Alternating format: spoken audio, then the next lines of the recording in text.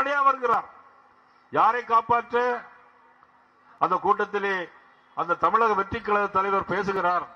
பேசுகிறதுக்கு முன்னாலே மைக் எடுத்து 10 ரூபா பாட்டிலுக்கு 10 ரூபா பாட்டிலுக்கு பேசுகிறார்.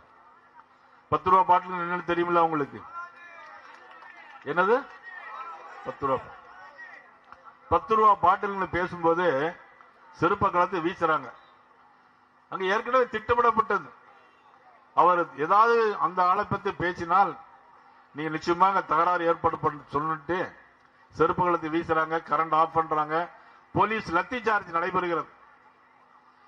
ஆனால் சட்டமன்றத்தில் முதலமைச்சர் பேசும்போது சொல்லுகிறார் லத்தி சார்ஜ் நடைபெறவில்லை, தகுந்த போலீஸ் பாதுகாப்பு போட்டிருந்தோம் சொன்னாங்க. ஆனால் லத்தி சார்ஜிலே ஈடுபாட்டுகளை சாக்கடைகளை ஒருவர் மேல் விழுந்து ஒருவருக்கு மேல் ஒருவர் மிதித்து நசுங்கி 41 பேர் இறந்து போனார்கள். யாரை காப்பாற்றுவதற்காக? அதற்கும் இன்னைக்கு சொன்னார்கள், உச்ச நீதிமன்றம் போனார்கள், சிபிஐ எங்களுக்கு வேண்டாம் என்று. அங்கேயும் உச்ச நீதிமன்றம் அவர்களை தலையிலே கொட்டி வீட்டுக்கு அனுப்பிவிட்டார்கள். எதை எடுத்தாலும் உச்ச நீதிமன்றம். ஆக கள்ளக்குறிச்சிக்கு 65 பேர் இறந்து போனார்கள். முதலமைச்சருடைய கால்கள் அங்கு வரவில்லை.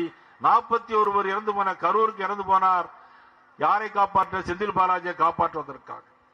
இப்படிப்பட்ட ஒரு ஆட்சி. எங்கு பார்த்தாலும் கஞ்சா, போதைப் பொருட்கள், படுகொலைகள், பாலியல் வன்கொடுமைகள். கோயம்புத்தூரிலே பார்த்தால் ஒரு ஆணும் பெண்ணும் தனியாக இருக்கின்ற பொழுது கஞ்சா போதையோடு 3 பேர் சேர்ந்து ஒரு பெண்ணை விடியற்கால 4 மணி வரையிலும் பாலியல் பலாத்காரம் செய்திருக்கிறார். எவ்வளவு கொடுமை! இந்த கொடுமையெல்லாம் தமிழ்நாட்டில் நடைபெறுகிறது.